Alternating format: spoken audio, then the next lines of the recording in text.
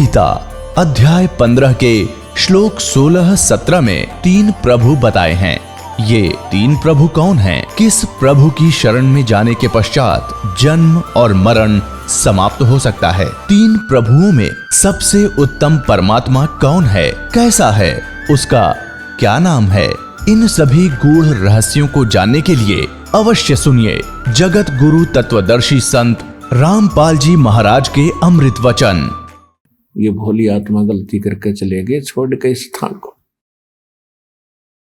अब उसको देखकर गरीबदास जी ने कहा कि भगवान मुझे यहीं रख लो, मैं नहीं जाता नीचे।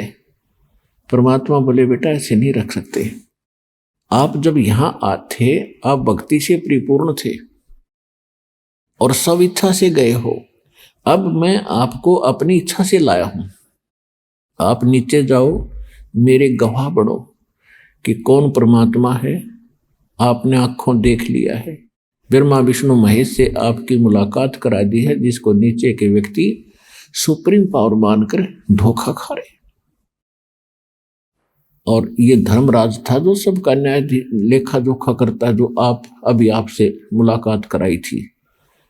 और इसको मैंने आदेश दे दिया, दे रखा है। मेरा जो भक्त हो जाएगा, ये अकाउंट नहीं करे उनका, वो मेरे को पास आएंगे। अन्यथा देखो वो कैसे उन नरक में डाल रखे हैं, किसी को कहीं सजा दे रहा है, ये यही दिलाता है। और जो मेरी शरण में आ जाता है ना, फिर ये काल के दूत उसको सताते नहीं। और जाओ तो आप मेरे गवाह बनो बेटा, आपके भाई बहन बहुत दुखी हो रहे हैं। और कलयुग के अंदर एक ऐसा समय आएगा, मेरा इस काल के साथ वायदा हुआ है और इसने स्वयं कहा है कि कलयुग में कितने जीव ले जाना। तो जब कलयुग की बिचली पीढ़ी शुरू होगी तब मैं सबको पार करूंगा। और उसके लिए ये आपके गवाही की आवश्यकता पड़ेगी कि हु इज गॉड, परमात्मा कौन है। तो गरीबदास जी को समझा बुझा के वहां से तैयार किया और बताया कि मैं 120 वर्ष काशी में भी रहा था, बनारस में, लेकिन ये भोली आत्मा मुझे पहचान नहीं सकी। और आप जाना, मेरी गवाही देना। परमात्मा ने उनके अंदर वो अमृतवाणी फीड कर दी, जो 600 वर्ष पहले परमेश्वर ने कहा था धर्मदास जी को कि 12वां पंथ जो कबीर पंथ से चलेगा वो गरीबदास का होगा। और उस 12वें पंथ के प्रवर्तक यानी गरीबदास जी 1774 में उनका जन्म होगा। तो उनके द्वारा मेरी महिमा की अमृतवाणी पुनः प्रकट होगी यथार्थ ज्ञान की। क्योंकि वो बीच के अंदर जो काल के एजेंट संत आएंगे कबीर पंथ में, वो कबीर सागर में कुछ फेर बदल कर देंगे। अपनी सूझबूझ से वो उसको काट छांट कर सकते हैं। इसलिए इस यथार्थ ज्ञान को पुनः जीवित रखने के लिए, पुनः प्रदान करने के लिए गरीबदास जी के माध्यम से ये तत्व ज्ञान फिर से मालिक ने दिया, जो दास अब आपको सुनाने जा रहा है। तो उसके बाद गरीबदास जी को वापस छोड़ दिया। उधर से क्या हुआ कि बच्चे को मृत जानकर खत्म हो देखा, हिलाकर वो गिर गए। मृत जानकर शमशान घाट पर रख दिया था, चिता पर रख दिया था। अग्नि लगाने वाले थे, तभी परमात्मा ने उनकी आत्मा को वापस भेज दिया। उसके बाद उस परमपिता से प्राप्त ज्ञान को, आंखों देखे ज्ञान को किस प्रकार बोला। ग्रीब कस्तूरी नाम कबीर है, ये बिन छेड़े मैं कंते। आद अंत की कहते हूँ, पटतर कोई न सुनते। नैनो मद निरखत रहे, अवगत नाम कबीर। बेड़ा पार लगाए दे, सुरत सरोवर तीर। दो नैनों बिच कमल है, उजल हिरंबर धाम। शेष शेष पुन रटत हैं, जिन्होंने पाया वो राम। शेष 88 ना गए, ये 2400 पर चोखे। 3300 पर तलब है, कोई बकरा कोई बोके। शेष 88 5 में और 2500 को पूछे। ये तो अस्थिर है नहीं, कभी मुकाम कभी कूचे। 10वां जो अवतार है हिमालय का नीर, भौतक गोते खावेंगे नो सतगुरु कहे कबीर, ना सतगुरु जननी जन्या जाके माने बाप, पिंड ब्रह्मंड से रहित है जाना तीनों ताप, शब्द संदेशा कहते हूँ बिन बिन भेद विचारे, इनको माया जानियो ये 9-10वां अवतार, कृष्ण कन्हैया राम है बलि 52 अवतार, हिरणाकुश नरसिंह है ये सब माया विस्तार, वो तो अचल अनूप है नूरी देह शरीर, ये करता हो उतरे ये माया के रघुवीर, धरता को करता कहें ये बड़ा अंधेसा मोहे, पारस पद भेंटा नहीं तो जिसको कहिए लोए, लोक अलोकम दीप सब ये पूर्ण पद प्रकाश, धौल धरनी सब जावेंगे थिर सी आकाश, गरीब आकाश नाश में है नहीं और सब का नाश, शब्द अतीत सुभान है तिथि 12 मास। अब क्या बताते हैं परमात्मा से परिचित ज्ञान से गरीबदास जी के कस्तूरी नाम कबीर है, बिन छेड़े मैकंत, कस्तूरी के अंदर से अपने आप सुगंध आती रहती है, उसको छेड़ने और करेलने की आवश्यकता नहीं पड़ती कि कबीर परमात्मा में इतनी शक्ति है, उससे संपर्क में आने के बाद पल पल में आपको महसूस होगा कि मुझे किसी की शरण प्राप्त हुई है। फिर क्या बताते हैं कि जहां पर कबीर परमात्मा रहते हैं, 88 ना गए वो 2400 पर चौके, 3300 पर तलब है कोई बकरा कोई भोके। कबीर परमेश्वर ने कहा है कि सुर नर मुनि जन 33 करोड़ी, बंदे सभी काल की डोरी। फिर 88 5 में इन 2500 को पूछे, ये तो अस्थिर है नहीं कभी मुकाम कभी कूचे।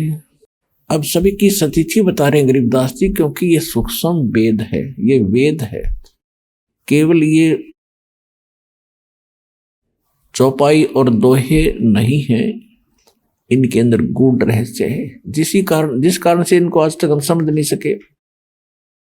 इसमें क्या बताना चाहा है कि 88,000 ऋषि और 33 करोड़ देवता, और जिनको आप 9 अवतार 10 अवतार कहते हो, किसी को 24 और 25 अवतार कहते हो, ये सभी नाशवान हैं, इनकी जन्म मृत्यु होती है, ये अस्थिर नहीं है, स्थायी नहीं है, ये नित्य नहीं है।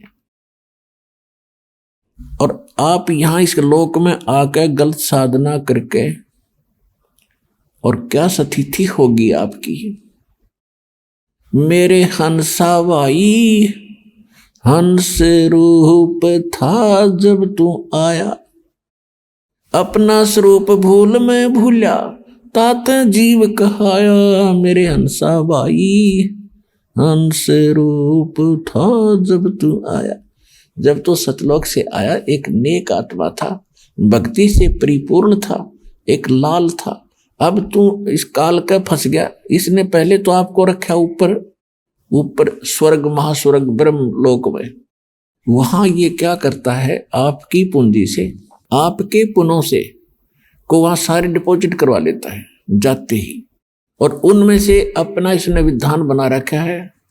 जैसे जैसे रेस्टोरेंट बना रखे हैं, कोई ब्रह्म लोक में भी कई प्रकार के रेस्टोरेंट हैं, तो जो जिस रेस्टोरेंट में यानी उन स्वर्ग में रहना चाहता है, उनके टैक्स लगाता है और सारी सुविधाएं तुम्हें देता है। आपके पुण्य जब वहां से खत्म हो जाते हैं तो आपको पृथ्वी पर पटक देता है कर्म भोगने के लिए। अब आप निर्धन हो गए उस भक्ति धन से, और आपको ऐसा अज्ञान बना दिया, आप में ऐसा ज्ञान भर दिया कि आपको केवल यहां कोठी बंगले और ये पलाट पलोट यही दिखाई देते हैं, इससे आगे कुछ सूझता ही नहीं। परमात्मा आते हैं, ज्ञान नेत्र हमें देते हैं, तब हम कुछ सोचने पर विवश होते हैं कि केवल यही काम नहीं था।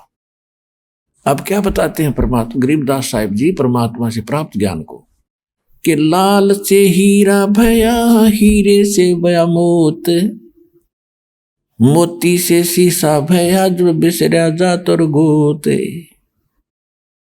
सोने से चांदी भया, चांदी से भया रूप, रुपए से शीशा भया, जाना नहीं स्वरूप, जस्ट भया तांबा भया, यो मन हो गया रांग, शब्द मैल जाना नहीं, यो नाहक धारा सांग, पीतल से कांसा भया, कांसे से भया लोह, लोहे से माटी भया, जब व्याप्या दिल द्रोह, कौड़ी गिट्टी शंख ले ये दरियाओं की झाल, इन बातों क्या पाई ये कर सतगुरु नजर निहाले।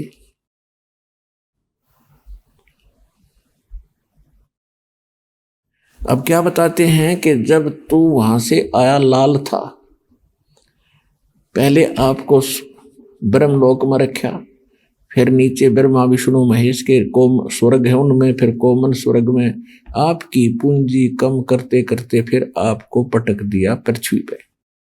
लाल से हीरा भया, हीरे से भया मोती, मोती से शीशा भया, जो बिसरा जात और गोती। यानी आप अपने जात और गोत को भूल चुके हो। कैसे? जीव हमारी जाति है ये, मानो धर्म हमारा, हिंदू मुस्लिम सिख ईसाई कोई धर्म नहीं है न्यारा। हमारा जो धर्म है और हमारी जाति कौन सी है, आप यहाँ डिवाइड हो गए। फिर मूल ज्ञान में परमात्मा बताते हैं कि आप अपने मूल स्थान को भूल गए। आप कहाँ रहा करते थे, आप वहाँ कितना सुख था। तो इसको कहते हैं जात और गोत को भूलकर आप अन्य ही क्रियाएं कर रहे हो जो शोभनीय नहीं है। अब क्या बताते हैं, सोने से चांदी भया, चांदी से भया रूप रुपया, रुपये से शीशा भया, जब जाना नहीं स्वरूप, जस्त भया तांबा भया, यानी कति गिरता गिरता गिरावट में पशु पक्षियों तक की योनि तूने प्राप्त कर ली। इसका भावार्थ यह है। और किस लिए? शब्द महल जाना नहीं, ये नाहक धारा सांग। स्वांग हमारा जो ओरिजिनल बॉडी अन्य है, आज हमने मनुष्य का स्वांग कर रखा है, किसी ने स्त्री का, किसी ने पुरुष का।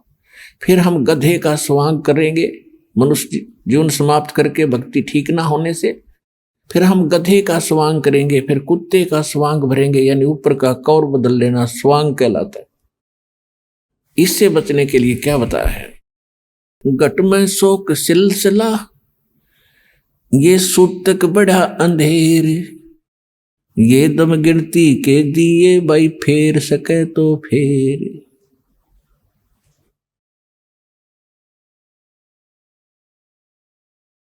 अब क्या बताते हैं परमात्मा के घट में शोक सिलसिला और सूतक बड़ा अंधेर, और ये दम गिनती के दे रखे हैं, इनमें भक्ति कर सकता है तो कर ले।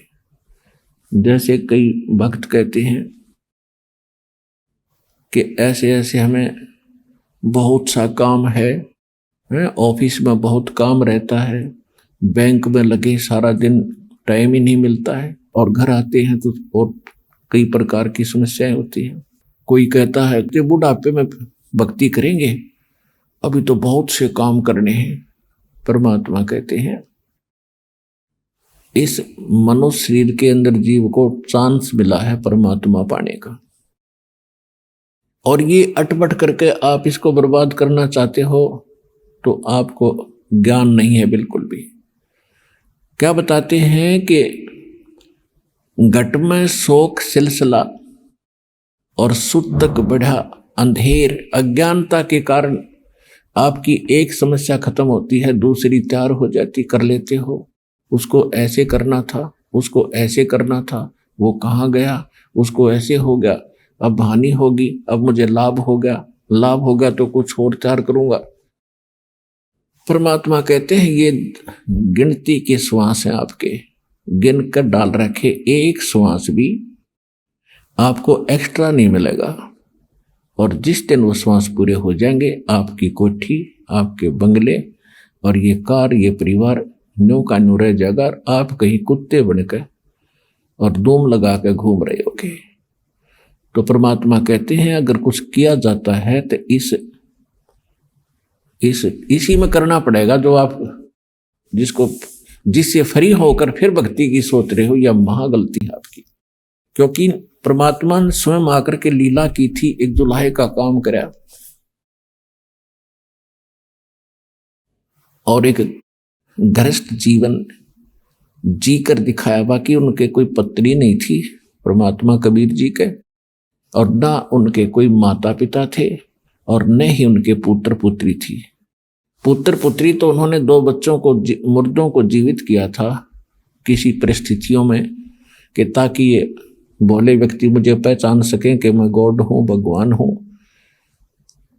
और नीरू नीमा जो माता पिता थे उनको कमल के फूल पर परमात्मा सतलोक से आकर प्रकट होकर प्राप्त हुए थे।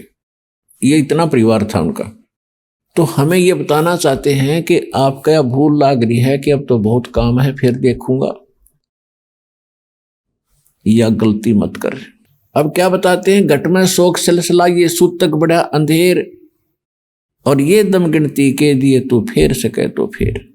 कि ये तो भाई शोक सिलसिला ये चलता ही रहेगा, कभी कुछ हो रहा है, कभी कुछ हो रहा है। और परमात्मा की शरण में आने के बाद फिर वो आपके इन सभी पाप कर्मों के दबाव को कम कर देंगे।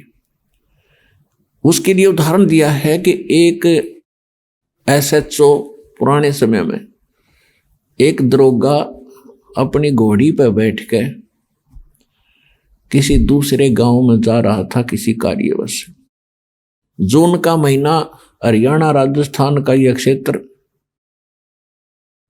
आगे एक किसान रेहट से पानी निकाल रहा था, बैलों को चला रखा था, एक कोल्लू की टाइप का होता था। नीचे से बाल्टियां बांध कर पानी बाहर निकाला जाता था, बैलों से उसको चलाया जाता था।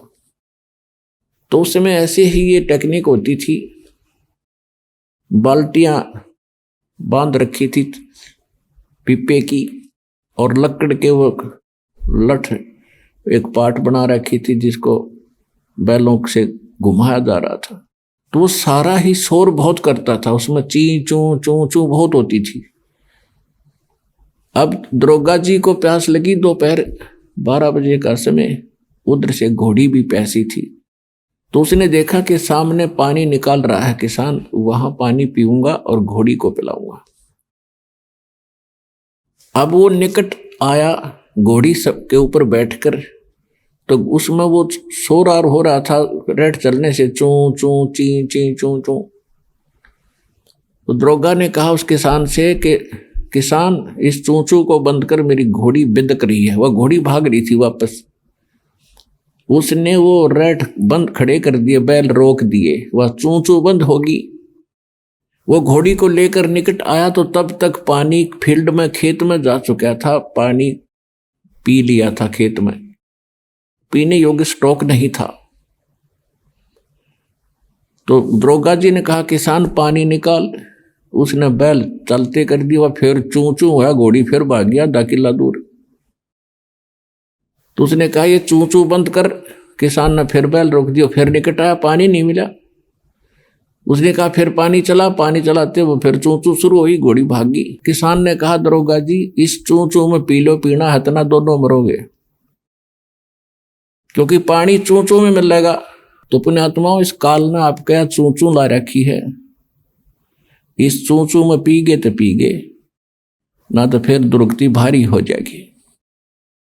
घट में शोक सिलसिला ये सूतक बड़ा अंधेरे, ये दम गिनती के दिए भाई फेर सके तो फेर। ये सांस का सेवन कर सके तो कर ले, ना तो यो एक दिन समाप्त हो जाएंगे आपके। बाका पर्दा महल का कोई न जाने भेवे, बिन सतगुरु क्यों पाइए ये अटक रहा सुख देवे। बांके पर्दे हम गए भाई सतगुरु के उपदेश, शिव ब्रह्मा विष्णु रटत हैं पार न पावे शेष। मौला कहो मुर्शिद कहो खालिक कहो खुदा, अल्लाह कहो अलख कहो आवागमन न जाए। जय गोपाल दंडवत करो चाहे पैरों पड़ प्रणाम, पर दुआ करो दिल पाक से ये असल सलाम। परमात्मा कहते हैं कि ऊपरले मंत्र आप अन्य जो भी साधना करते हो या प्रणाम करते हो उसके लिए बताया है कि हृदय से प्रणाम करो, तब आपको प्रणाम यज्ञ का फल मिलेगा। कुल का खामिद एक है, कुल का खामिद एक है दूजा नहीं गंवारे। सबका मालिक एक है, दो नहीं है। और दो कहे सो दोज की फिर पकड़ा जा दरबार। अब क्या बताते हैं परमात्मा, कबीर पुरुष सिर मुकट है कोट भानो उजियारे। वो दाता जग मंगता वो समर्थ सृजनहार। गरीबदास जी बता रहे हैं कि कबीर पुरुष सिर मुकट है। परमात्मा सतलोक में बैठे हैं सिंहासन पर, उनके सिर पर मुकट है और कोटि करोड़ सूर्यों जैसा उनकी प्रकाश है। कबीर पुरुष सिर मुकट है कोटि भानो उजियारे। वो दाता जग मंगता वो समर्थ सृजनहारी। वो सब का दाता, उसके अतिरिक्त सभी जितने देवी हैं देवता हैं ब्रह्म पर ब्रह्म और ये ब्रह्मा विष्णु महेश राजपाट राजा प्रजा सभी मंगते हैं उस परमात्मा के याचक है। और वो समर्थ दाता सबका सृजनहार और सबको सब कुछ देने वाला दाता है। जोग जीत करुणा में ये मुनिंद्र कहो कबीर। 12 पंथ चलाई या फिर डगे बदावे धीरे। राज तपक 14 सही रपती कोट असंख्य। जा हृदय सतनाम नहीं वो राव नहीं वो रंग। अब गरीबदास जी क्या कह रहे हैं कि जिसके पास पूरी पृथ्वी का भी राज्य हो और वो भक्ति नहीं कर रहा है तो वो राजा नहीं है, वो तो एक रंक व्यक्ति है, रंक अध्यात्म मार्ग का। और उससे अधिक बताया है कि राम रटत दारिद्र भलो। दारिद्र माने निर्धन व्यक्ति। और चाहे टूटी हो घर की छान वो सुंदर महल किस काम के। जहां भक्ति नहीं भगवान। पूरी पृथ्वी के प्रधानमंत्री राष्ट्रपति से एक मजदूर करोड़ों गुना अच्छा है उस मालिक की नजरों में जो सत भक्ति कर रहा है। वो कंगाल है, वो साहूकार है, वो भक्ति वाला। सब रावण पति रावे है जक रोम रोम धुन हो। दम खाली नहीं नाम बिना छत्रपति है सोए।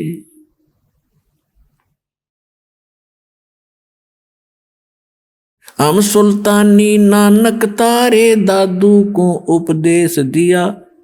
जात जुलाहा भेद न पाया वो काशी माहे कबीर हुआ।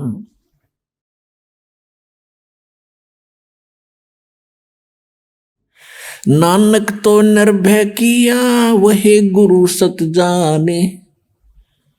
अदली पुरुष पिछाणिया वो पूर्ण पद निर्वाणे। दत्ता जिया को मेले दक्षिण बीच दयाले। सुक्का खोट हरा हुआ वो ऐसे दीन दयाल। दादू को सतगुरु मेले वो देई पान की पीक। बूढ़ा बाबा जिसे कहें ये दादू की नई सीख। दादू के सिर पर सदा वो अदली असल कबीर। टक्कर मारी जद में ले फिर सांभर के तीर। दादू ध्यान उल्लंघिया 3 दिवस 3 रात। आगे से आगे में ले वो शब्द स्नेही साथ। आसन अचल कबीर हैं ये सबके सतगुरु एक, ब्रह्मंड 2100 समझ ले ये दुमे के सिरेख। देही को सतगुरु कहे ये सब धुंधर ज्ञान, चार दाग आवे नहीं वाको सतगुरु जान। कहते खोड़ पड़ी तो क्या हुआ, दादू का पिंजर पड़ा और नानक की देह, इनमें सतगुरु कौन सा हमको बड़ा संदेह। अब क्या कहते हैं गरीबदास साहिब जी बता रहे हैं परमात्मा से प्राप्त ज्ञान से कि देही को सतगुरु कहें ये सब धुंधर ज्ञान, यानी ये बॉडी जो ऊपर है इसके नीचे एक और बॉडी है सूक्ष्म शरीर। वो सूक्ष्म शरीर के अंदर हम जो भी साधना करते हैं उससे वो सूक्ष्म शरीर चार्ज होता है,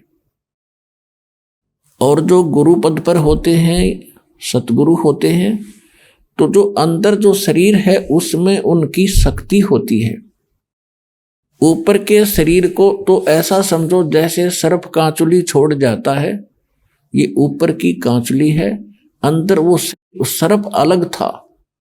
तो ये ऊपर जो बॉडी सूक्ष्म आपको दिखाई दी है जो माता पिता से हमें प्राप्त हुआ है, ये तो एक कांचुली समझ लो सर्प वाली, और इसके अंदर ओरिजिनल शरीर है वो है सतगुरु, और उस शरीर में वो शक्ति युक्त है। ऊपर से चाहे उसका उस 5 तत्वों का बॉडी कैसा ही लगता हो आपको, चाहे पुराना हो, टूटा फूटा हो, काला हो, पीला हो, सफेद हो, लेकिन अंदर जो वस्तु है वो है सतगुरु जो इस बॉडी के अंदर है। देही को सतगुरु कहे ये सब धुंधर ज्ञान, चार दाग आता नहीं वाको सतगुरु जान। इसके अंदर जो शरीर है वो 4 दाग माने जैसे 4 प्रकार से अंतिम संस्कार करते हैं। कोई तो जमीन में गाड़ देता है, कोई अंतिम यानी स्वाहा कर देता है, जलाता है, कोई वैसे जल प्रवाह कर देते हैं, कोई वैसे एक मचान बना कर ऊपर डाल देते हैं, पशु पक्षी खा लेते हैं। कहते वो जो शरीर आपका अंदर जो शरीर सतगुरु है जो अंदर इस बॉडी में, वो है उसका शरीर, और वो 5 उस 4 दाग में नहीं आता। देही को सतगुरु कहें ये सब धुंधर ज्ञान, 4 दाग आता नहीं वाको सतगुरु जान। फिर कहते हैं खोड़ पड़ी तो क्या हुआ, अगर ये शरीर छोड़ गया सतगुरु, कहते खोड़ पड़ी, और आप भी जो भक्ति करके जाओगे सभी के लिए कह रहे हैं, खोड़ पड़ी तो क्या हुआ ये झूठी सब पटीट, पक्षी उड़ गया आकाश को और चलते कर गया बीट। ये बॉडी जो आज आपको नजर आती है तत्व ज्ञान से आपको ऐसा महसूस होगा जैसे कौवा पक्षी उड़ते समय बीट करके चला जा, ये इतनी सी बॉडी है बस, और पक्षी अलग है। यानी इसको समझने के लिए उदाहरण दिया है कि जैसे सर्प ने कांचली छोड़ दी है, तो सर्प वो कांचुली शरीफ सर्प नहीं, उसके अंदर थी वास्तविक वस्तु। इसी प्रकार आप यहां से जाओगे जब आपकी भक्ति आपकी साधना से आपका सूक्ष्म शरीर इतना चार्ज हो जाएगा कि उस समय आपको इससे निकलने में बहुत आसानी रहेगी, और उस भक्ति से आपके दिल में इतनी दृढ़ता आएगी आपको मृत्यु का शोक नहीं होगा। ये जीव के बस की बात नहीं होती। एक तो बगैर मतलब की टेंशन करके बैठ जाए, वो दुखी हो रहा है, अरे एक ऐसा व्यक्ति होता है कुछ दिक्कत आ जाए तो भी टेंशन नहीं उसको, तो पिछले संस्कारों से उसमें ऐसी उसका धीर है, उसके धीरज है। ऐसी भक्ति से आपके अंदर ये क्वालिटी आती चली जाएगी। कृष्ण कन्हैया राम को ये जीव कहे करतारे, और शरीर पड़ा भगवान का इनको देख विचारे। कि तुम राम कृष्ण को भी परमात्मा मानते हो, जीव संज्ञा के व्यक्ति, ये भी मरे, ये भी छोड़ गए शरीर। कहते आकार भार ठारे नहीं ये 5 तत्व मिल जावे, और 4 जुग जो तन रहे तो भी दे गिरे सत भाई। कहते हैं यदि इतनी लंबी उम्र भी आप बना लोगे, 4 युग तक की भी जीवन प्राप्त कर लोगे, एक दिन फिर भी मृत्यु होगी। तो उसके लिए क्या बताते हैं, यह जीवन सत सुफल है जब तक राम रटनते, देखोरी को जान दे भरम पड़े हैं पंथ। कि ये जीवन चाहे कितना ही आपका जितना भी है, इसमें इसकी सफलता उसी में है जब तक आप भक्ति करते हो। और भक्ति नहीं करते हो तो चाहे चारों युग भी जीवित रहना कोई यूज नहीं इस जीवन का। फिर क्या बताते हैं, सतगुरु साहेब एक है दूजा भरम विरोधे। अब गरीबदास जी स्पष्ट कर रहे हैं कि सतगुरु और परमात्मा एक ही होते हैं, और दूसरा उसमें कोई समझता है तो उसकी अपनी बुद्धि के सत्र में कमजोरी है। सतगुरु साहेब एक है ये दूजा भरम विरोधे, बिन सतगुरु सूझे नहीं चाहे पढ़ो 18 बोधे। बिन सतगुरु के आप चाहे वेद पढ़ो 18 बोध पढ़ो, कितना ही ज्ञान ग्रहण करो, आपको कुछ भी समझ नहीं आवेगा। गुरु बिन काहुन पाया ज्ञाना, जो थोथा बुछड़े मूड किसाना। गुरु बिन वेद पढ़े जो प्राणी, समझन सार रहे अज्ञानी। और फिर क्या करें गरीबदास जी, सतगुरु और साहेब एक ही समझना।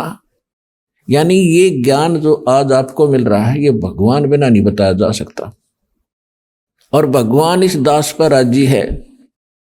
ऐसा अनमोल ज्ञान ऋषि मैं ऋषि ब्रह्मा विष्णु महेश शर पटक का मर गए चले गए, इनको वेद समझ नहीं आई, इनको गीता समझ नहीं आई, इनको पुराणों का ज्ञान नहीं। गुरु मानुष कर जानते ते नर कहिए अंध, ओवे दुखी संसार में फिर आग काल के फंद।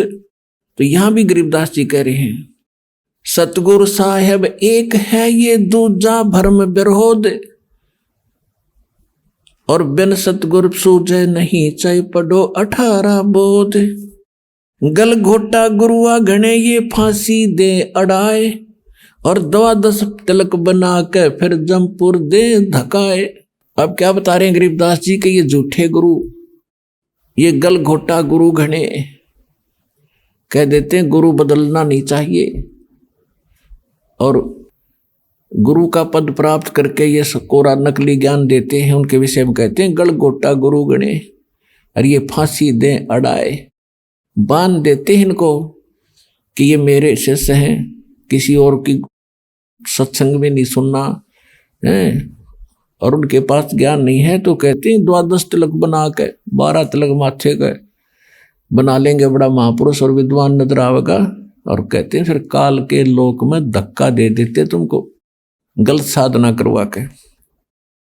अब क्या बताते हैं, झूठे गुरु का नाक ले और फिर श्रवण और नैने, सतगुरु बोला साख ये दूर कर फोकट फैन।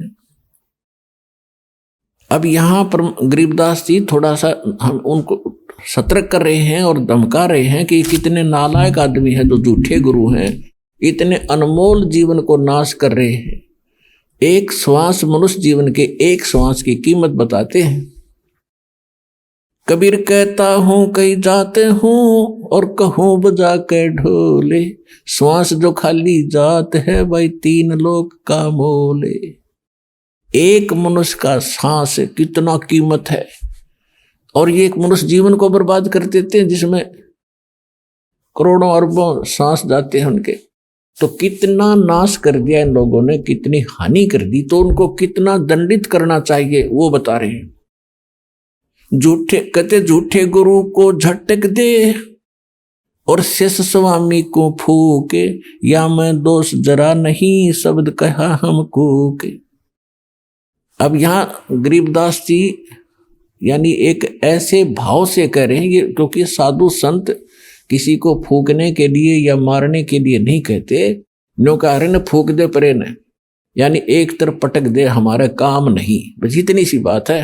कहते झूठे गुरु को झटक दे और शेष स्वामी को फूके। गरीबदास जी कहते हैं कि चातुर प्राणी चोर हैं ये मूड मुग्ध हैं ठोठे, संतों के नहीं काम के इनको जो गड़ जोटे। कि ये चतुर प्राणी हैं जो अटपट करके गुरु बन गए, भोली भाली आत्माओं को फंसाए बैठे हैं। और हम इतना क्लियर ज्ञान बता रहे हैं, स्पष्ट कर रहे हैं, प्रमाण बता रहे हैं और आंखों देखा भगवान का ज्ञान बता रहे हैं, और फिर भी ना स्वामी मानने को तैयार है, ना उनके शिष्य मानने को तैयार हैं।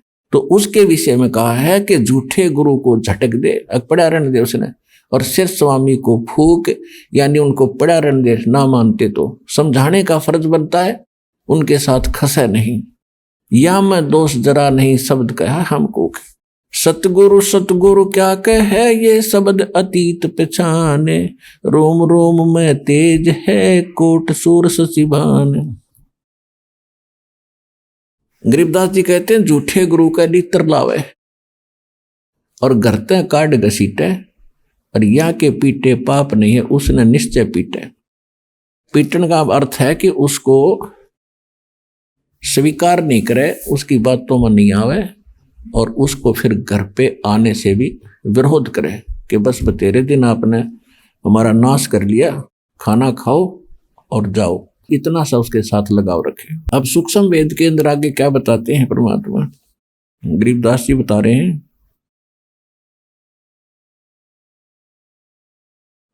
कि जो सूक्ष्म वेद में जो ज्ञान दिया है कि भाई ये काम करण के हैं और ये करण के नहीं हैं, कौन क्या क्या कर रहा है।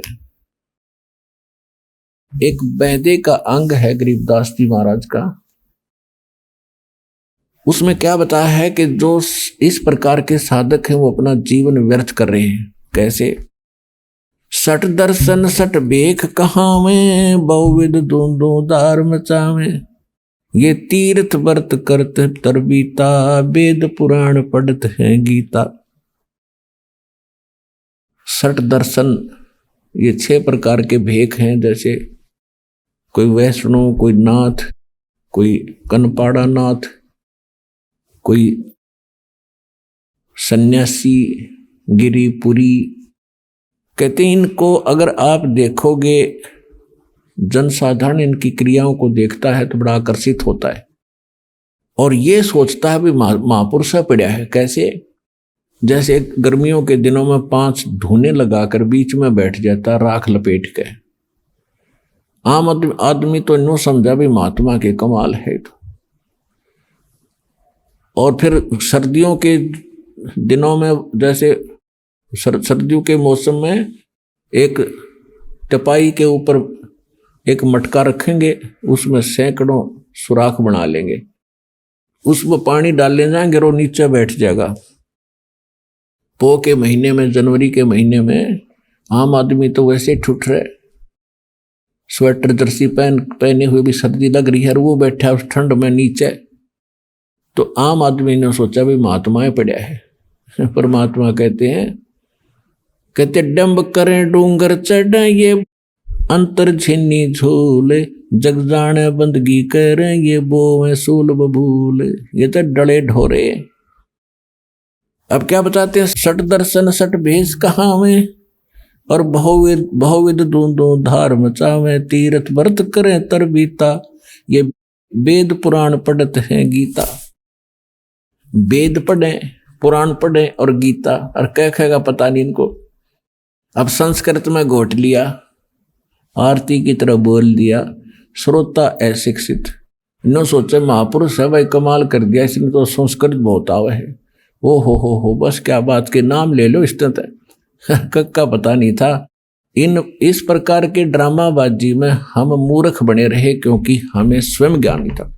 अब दास का उद्देश्य है कि आपको पारखू बनाऊं, ऐसा विद्वान बना दूं, चाहे ब्रह्मा विष्णु महेश आ जाए यहाँ पर, वो आपसे मुंह की खा कर जाएंगे इस ज्ञान के आधार से।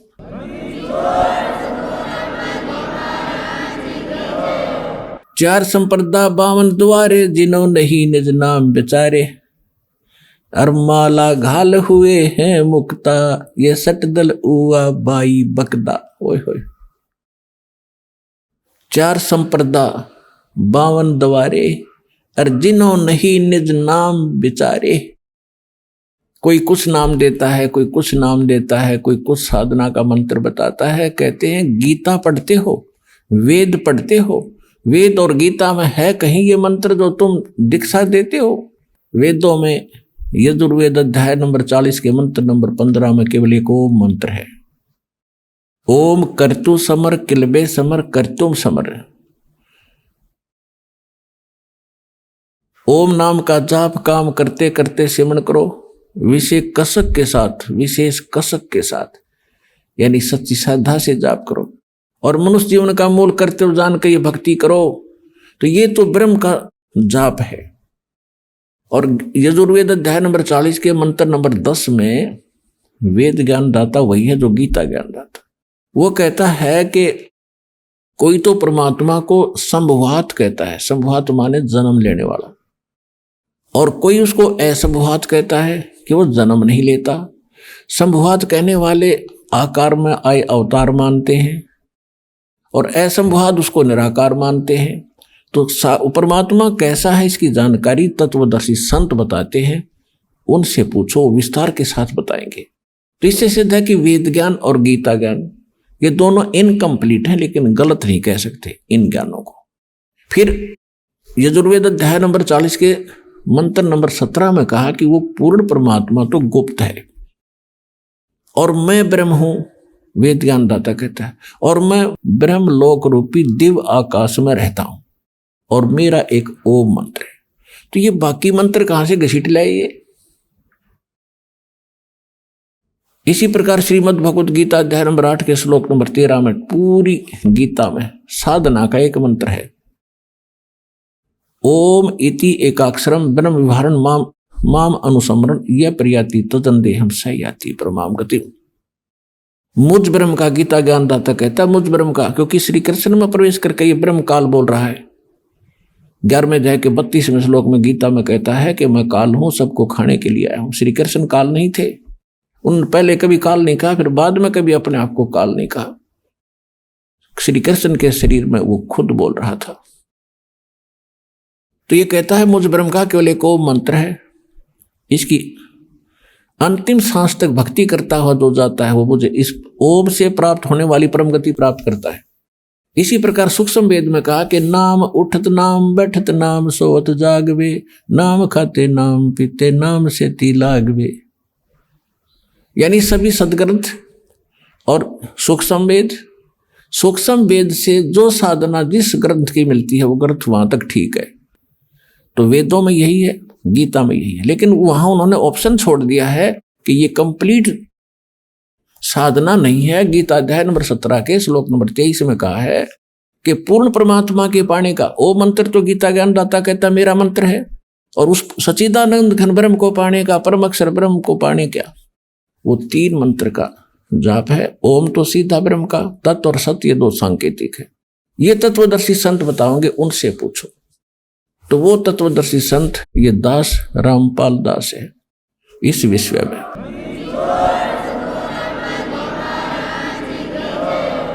अब क्या बताते हैं, सठ दर्शन सठ भेख कहावे, बहुविध दो धार मचावे, तीर्थ व्रत करे तरबीता, वेद पुराण पढ़त है गीता।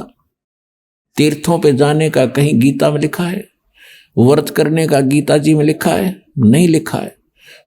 6 अध्याय के 16वें श्लोक में श्रीमद् भगवद गीता में तो ये प्रमाण दिया है कि जो हे अर्जुन, ये योग यानी भक्ति साधना न तो अधिक खाने वाले की सफल होती है और न बिल्कुल ना खाने वाले यानी व्रत रखने वाले। जैसे एकादशी का व्रत रखते हैं तो उस दिन कुछ नहीं खाते, जल आचमन करते हैं, तो वो साधना गलत है, वेद गीता के विरुद्ध है। और तुम व्रत करते हो तो इसको कहते हैं, गीता अध्याय नंबर 16 के श्लोक नंबर 23 में कहा है कि शास्त्र विधि को त्याग कर जो मनमाना आचरण करते हैं उनको न तो कोई सुख होता है, न उनकी गति होती है, न ही उनको कोई सिद्धि प्राप्त होती है, अर्थात यूजलेस। तो यहाँ परमात्मा सूक्ष्म वेद में गरीबदास साहिब जी परमात्मा से प्राप्त ज्ञान के आधार से कह रहे हैं कि सठ दर्शन सठ भेख कहावे और बहुविध धूम धार मचावे। वो देखो इनकी साधना बड़ी कठिन, अरण्यों से चबड़ डूंडा ठा रखा है न तय, और कहते तीर्थ व्रत करें तरबीता, और वेद पुराण पढ़े ये गीता।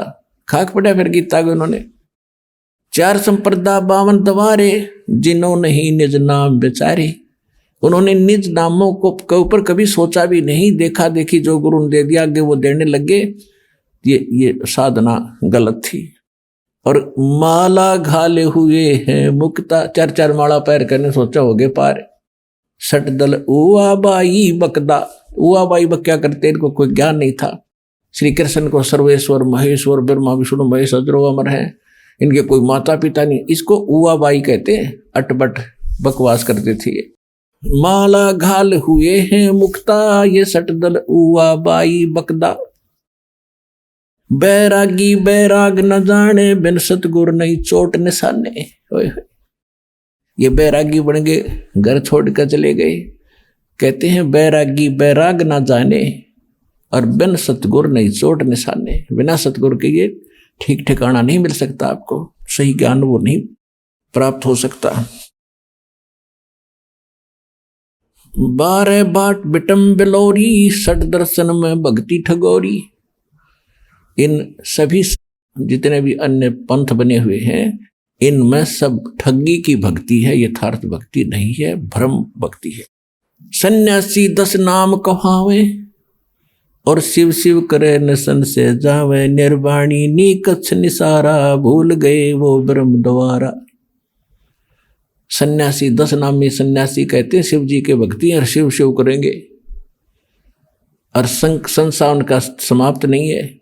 और कहते हैं भूल गए निर्वाणी निकछ निसारा, भूल गए वो ब्रह्म द्वारा।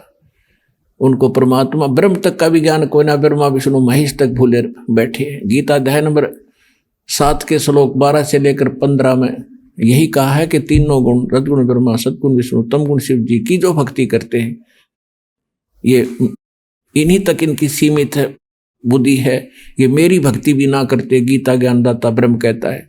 और जिनका ज्ञान इन तीनों गुणों रजगुण ब्रह्मा सदगुण विष्णु तमगुण शिव जी से मिलने वाले इस क्षणिक लाभ पर स्थिर हो गया है, दृढ़ हो गया है, किसी की सुनते नहीं। वो राक्षस स्वभाव को धारण किए हुए मनुष्यों में नीच दूषित कर्म करने वाले मूर्ख मुझे भी नहीं बचते अर्जुन। तो यहां वही कह रहे हैं, परमात्मा यही कह रहे हैं, सन्यासी 10 नाम कहावे, शिव शिव करे नसन से जावे। निर्वाणी नीकछ निसारा, ये भूल गए हैं ब्रह्म द्वारा। ये ब्रह्म तक की साधना ना करते। सुन सन्यासी कुल कर्मनासी, भग में प्योंदी भूले धोंदी। छल छिद्र की भक्ति न कीजे, आगे जवाब कहो क्या दीजे। भरम कर्म भैरो को पूजे, सत शब्द साहेब ना सूझे। ये कोई भैरो को राग रहा है, किसी को पूज रहा है, कोई कुछ पूज रहा है। सत्य शब्द वो सच्चा नाम परमात्मा का किसी को नहीं सूझा, पता नहीं चला। माला मुक्ति कक्कड़ हुक्टी बाना बौड़ी गौड़ी भांग भसोड़ी, ये भी बैदा है। बैदा माने व्यर्थ। जंगम जैनी फोकट फैनी, नाम न चीन्या गुण गुरु गुणहीन। नगन निराशा तन को त्रासा, पशु प्राणी समान समानी। कहते ये जैनी लोग घूम रहे हैं नंगे, कहते पशु पक्षी भी नंगे घूमते, फिर उनसे पहले तो उनकी मुक्ति हो जाएगी जो जन्म से नंगे रहते हैं। नहीं, परमात्मा ने बुद्धि दी है, अपना जैसा उचित है वैसा कपड़ा ढक के और अपनी भक्ति करो। इंसान में कुछ शिष्टाचार होता है, उसको अपना कर रहो, सभ्यता से रहें। अब क्या बताते हैं, वेद पुराणी कथा कहानी, पढ़ पढ़ भूले अर्थ न खुले। वेद पुराणों को पढ़ा, कथा कहानी सुना दी, उनमें वास्तविकता का अर्थ है क्या, उसका सारांश बनता है, ये उनसे खुले नहीं, निर्णय नहीं कर सके, जिस कारण से इन्होंने सत साधना ना करके और ड्रामा शुरू कर दिया। फिर क्या बताते हैं, आइए अब हम उन श्रद्धालुओं के अनुभव जानते हैं जो जगत गुरु तत्वदर्शी संत रामपाल जी महाराज जी से दीक्षा प्राप्त कर चुके हैं तथा उनके द्वारा बताए गए भक्ति मार्ग पर चल रहे हैं। जी नमस्कार। नमस्कार जी। क्या नाम है आपका? मेरा नाम मनप्रीत कौर है। मनप्रीत जी, कहाँ से आए आप? मैं विलेज राज्यवाल, डिस्ट्रिक्ट लुधियाना और पंजाब से हूँ। आपकी क्वालिफिकेशन क्या है? मेरी क्वालिफिकेशन MA इकोनॉमिक्स में किया हुआ है मैंने, और मैं टीचिंग प्रोफेशन से हूँ। संत रामपाल जी महाराज जी से नाम दीक्षा लेने से पहले आप क्या भक्ति साधना करते थे? मैं सिखिज़्म और हिंदुज़्म दोनों को फॉलो करती थी। देवी देवताओं की पूजा करना, जैसे कि जपजी साहब का पाठ करना, सुखमनी साहब का पाठ करना, ऐसे करती थी। क्या पहले भी आपने कोई गुरु बना रखा था? कोई गुरु नहीं था मेरा, मैं ऐसे ही पूजाएं करती थी बस। मनप्रीत जी, आपने बताया कि पहले आप हिंदुइज्म और सिखिज्म दोनों को फॉलो करते थे आप, और आप जपजी साहिब जी का पाठ भी करते थे। फिर उसके बाद आपके जीवन में ऐसा क्या हुआ कि उन सब साधनाओं को छोड़कर आप संत रामपाल जी महाराज जी की शरण में आए? सर, सबसे पहले मेरे पापा ने नाम लिया था। उनको जैसे वो मतलब खाना वगैरह खाते थे तो उनको उल्टी हो जाती थी, और उनका जो वेट था वो लॉस हो रहा था। ये नहीं पता चल रहा था कि उनको बीमारी क्या है। और उसके बाद उन्होंने जब संत रामपाल जी का नाम लिया, उनका ज्ञान सुना, तो मुझे भी लगा कि इस संत में कोई बात है, जो इतने टाइम से पापा बीमार थे और वो ठीक होने लगे हैं। तो मैंने भी ज्ञान शुरू किया सुनना। तो मुझे उनके बारे में जैसे पता चला कि सिखिज़्म में जैसे जपजी साहब का पाठ करते हैं, जहाँ मतलब गुरु नानक देव जी के बारे में मुझे पता चला। जैसे गुरुजी बताते हैं, उनकी जो रचनाएं हैं वो खोल खोल के बताते हैं कि कहाँ पे क्या लिखा है। तो देवी देवताओं के बारे में भी मुझे पता चला। हिंदुइज़्म में जैसे मैं थी, सिखिज़्म हिंदुइज़्म दोनों को फॉलो करती थी। जैसे कि मैंने ज्ञान को कंपेयर किया, मुझे लगा कि मुझे संत रामपाल जी से नाम दीक्षा लेनी चाहिए, तो उसके बाद मैंने नाम दीक्षा ली। बहन जी, जैसे कि आपने बताया कि आप MA इकोनॉमिक्स है, और आपने बताया कि आपने सिखिज्म को भी अच्छे से फॉलो किया और हिंदुइज्म को भी। आप दोनों प्रकार की पूजा की विधि से अच्छी तरीके से वाकिफ़ हैं। लेकिन हम सिखिज्म में भी देखते हैं कि बहुत सारे ऐसे लोग हैं जो अलग प्रकार की भक्ति करते हैं और हिंदू देवी देवताओं की भी पूजा करते हैं। तो आपको क्या लगता है कि उनके ज्ञान में और संत रामपाल जी महाराज जी के ज्ञान में क्या अंतर है? सर, जो संत रामपाल जी बताते हैं वो सब जो होली हमारी बुक्स हैं उनमें से बताते हैं कि हमें कौन सी साधना करनी चाहिए, कैसे करनी चाहिए। लेकिन जो और गुरु हैं वो हर तरह की जैसे पूजाओं पे लगा देते हैं। लेकिन जो संत रामपाल जी हैं वो उन देवी देवताओं के ओरिजिनल मंत्र और उनकी पूजा के बारे में बताते हैं। जिस मार्ग पे चल के नानक साहब जी ने अपना मोक्ष पाया, तो वही वो मार्ग बताते हैं। बहन जी, जैसे कि आपने बताया कि संत रामपाल जी महाराज जी सदग्रंथों के आधार पर ज्ञान बताते हैं, लेकिन संत रामपाल जी महाराज जी के बारे में ये कहा जाता है कि वो शास्त्रों के ज्ञान को तोड़ मरोड़ के पेश करते हैं। इसके बारे में आप क्या कहेंगे? सर, वो तोड़ मरोड़ के नहीं बताते हैं। हम एजुकेटेड है, ठीक है। हम इस चीज़ को मैच कर सकते हैं, हमारे जो सदग्रंथ है उनके साथ मैच कर सकते हैं, ठीक है। आज के दिन कोई भी हमें उल्लू नहीं बना सकता, क्योंकि हम एजुकेटेड है, पढ़े लिखे हैं। अगर किसी को ये चीज़ लगती है, वो भी संत रामपाल जी महाराज जो भी बताते हैं अपनी तरफ से बताते हैं, तो सदग्रंथों को खोलो और उसके साथ मैच करो। देखिए, ज्ञान की जो बातें हैं वो तो लोगों को सत्संग सुनने से पता चल जाएगा। हम आपसे ये जानना चाहेंगे कि संत रामपाल जी महाराज जी से नाम दीक्षा लेने के बाद आपको क्या क्या लाभ हुए? सर, मुझे हर तरह के लाभ हुए, जैसे कि आर्थिक, शारीरिक, मानसिक, हर तरह के लाभ हुए। सबसे पहले मेरे जैसे कि मैंने पहले भी बताया है कि मेरे पापा जो थे उनको उल्टी आती थी खाना खाने के बाद, और उनका जो कुछ नहीं पता चल रहा था कि उनको कौन सा रोग है, उनका वेट लॉस क्यों हो रहा है।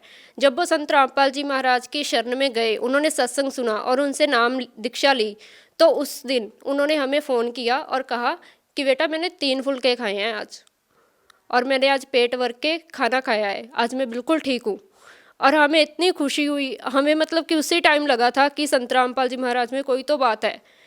2013 में उन्होंने नाम दीक्षा ली थी, और सबसे पहला लाभ हमें ये मिला, क्योंकि किसी भी बच्चे की, किसी भी उनके जो माँ बाप हैं वो एक इम्पॉर्टेंट रोल मतलब कि रखते हैं, जैसे कि उनकी जो जगह है। तो जब हमने पापा के बारे में ऐसे सुना, तो हमें भी एक आशा की किरण दिखाई दी कि शायद वो अब ठीक हो जाएंगे। ये था मेरे पापा का लाभ। और दूसरी बार हमारे घर में ना मतलब कि जैसे मेरे परदादा थे, वो गद्दी लगाते थे पीर की, तो वो जो चीज़ें थी हमें तंग कर रही थी, वो आगे गद्दी मांग रही थी, तो उन्होंने अब जो है हमें मतलब कि तंग करना बंद कर दिया था। जैसे कि मुझे बचपन से ही, जब से मैंने होश वाला है, मुझे रात को मतलब कि 11-12 बजे चीखें आती थी, तो वो जब से मैंने संत रामपाल जी से नाम दीक्षा ली है बिल्कुल बंद हो गई है। तो आज तक मुझे वो प्रॉब्लम नहीं है। अब मैं बिल्कुल जैसे अपने आप को सुरक्षित मतलब कि महसूस करती हूँ उस चीज़ से। और उसके बाद जो लाभ था कि जैसे कि लास्ट ईयर मेरी बहन का एक्सीडेंट हुआ था, बहुत ज़बरदस्त एक्सीडेंट था, और उसमें सभी बोल रहे थे कि उसकी जान चली जाएगी, क्योंकि बहुत ज़बरदस्त टक्कर थी वो। उसमें मेरा कज़न भी था और मेरा भाई भी था और मेरी बहन भी थी। लेकिन मेरे कज़न और भाई को तो बिल्कुल खरोंच नहीं आई, लेकिन मेरी बहन के जो सिर में और उसकी एड़ी में थोड़े सा मतलब कि टाँके लगे थे। लेकिन जब उसकी रिपोर्ट्स करवाई सभी बोल रहे थे कि इसकी रिपोर्ट्स नॉर्मल नहीं आएगी, जो सर पे उसके चोट लगी थी क्योंकि काफ़ी थी।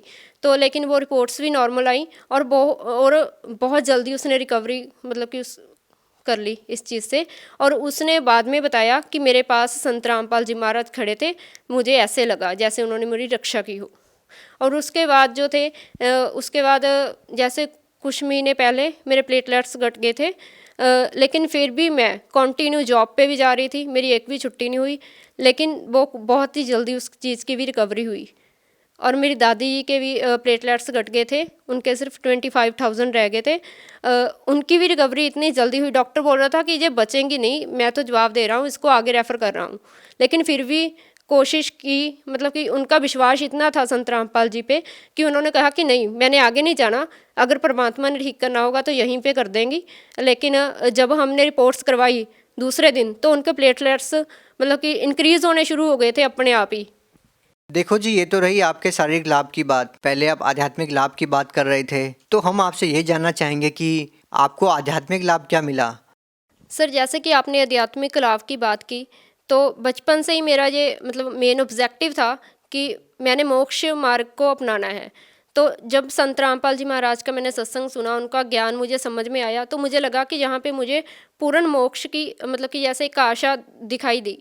और बचपन से ही मैं ना डायरी पे या किसी भी नोटबुक के मतलब कि स्टार्टिंग पेज पे लिखा करती थी कि गॉड इज़ वन। लेकिन मेरे मन में हमेशा ये क्वेश्चन रहता था कि अगर परमात्मा एक है तो वो एक है कौन? क्योंकि मैं सिखिज़्म और हिंदुज़्म दोनों को फॉलो करती थी, तो मैं कभी सोचती थी कि कोई जैसे देवी देवते के बारे में सोच लेना कि वो एक वन है जो मतलब कि गॉड है, या फिर हिंदू जैसे कि सिखिज़्म में है गुरु नानक देव जी या गुरु गोविंद सिंह जी या कोई, मैं उनके बारे में सोचती थी कि इनमें से कोई एक है परमात्मा। लेकिन जब संत रामपाल जी की शरण में मैं आई, मुझे पता लगा कि एक परमात्मा कौन है जिसकी हमें भक्ति करनी चाहिए। सबसे बड़ा ये मुझे लाभ हुआ कि मुझे मोक्ष मार्ग मिला। सर, जैसे कि 2 साल पहले अभी मुझे मतलब कि 1 हफ्ता पहले ही लगने लगा था कि जैसे मेरी डेथ हो जाएगी, और बिल्कुल ही मेरी सांस भी जो रुकने लगी थी, मुझे लगता था कि अब मेरी सांसें बंद होगी। लेकिन मैंने घर वालों को, अपने फैमिली मेम्बर्स को इसलिए नहीं बताया क्योंकि वो और भी टेंशन में थे पहले ही। तो मैंने सोचा कि वो और भी टेंशन में आ जाएंगे अगर मैंने उनको ये बात बताई। धीरे धीरे क्या हुआ, एक दिन मैं स्कूल से आई, मैंने अपना लंच किया और मैं सो गई। तो जैसे ही मैं सोई, मुझे जैसे कि सपने में किसी चीज़ ने ऐसे लगा कि बहुत तेज़ी से मुझे ऊपर लेके जा रही है, और जो नीचे की दुनिया मुझे ऐसे लग रही थी जैसे कि कीड़ी हूँ। और जैसे कि मैं ऊपर जा रही थी कोई चीज़ें मुझे लेकर, इस चीज़ को कोई चाहे बिलीव करे चाहे ना करे, मैं बता रही हूँ आपको। और संत रामपाल जी महाराज मेरे बेड के पास आके खड़े हुए और उन्होंने कहा कि ये मेरा शिष्य है, ये मेरा बच्चा है, आप इसको नहीं ले जा सकते। और उसी टाइम मैं इतना रो रही थी उस सपने में, और मैंने गुरुजी को, संत रामपाल जी को दंडौत भी किया, उन्होंने मुझे आशीर्वाद दिया। और जब मैं इस चीज़ से मेरी जाग खुली तो मुझे लगा कि जैसे कि मेरे जो बॉडी पार्ट्स हैं बिल्कुल ही काम करना बंद कर गए हैं। और मेरे मम्मा ने मुझको उठाया, कह रहे कि उठिया, तू ट्यूशन नहीं पढ़ानी तूने आज। तो जब मैं उठी, बिल्कुल ही मेरे से हिला नहीं जा रहा था, 10 मिनट तक तो मुझे पता नहीं चला कि मैं कहाँ पे पड़ी हूँ। तो इस बात से मैं ये कह सकती हूँ कि वो मेरे लिए एक जीवन दान था। बहन जी, आप भगत समाज को क्या संदेश देना चाहेंगे? सर, मैं समाज को ये संदेश देना चाहूँगी कि संत रामपाल जी महाराज की शरण में आओ और अपना कल्याण कराओ। जी, धन्यवाद। Thank you sir.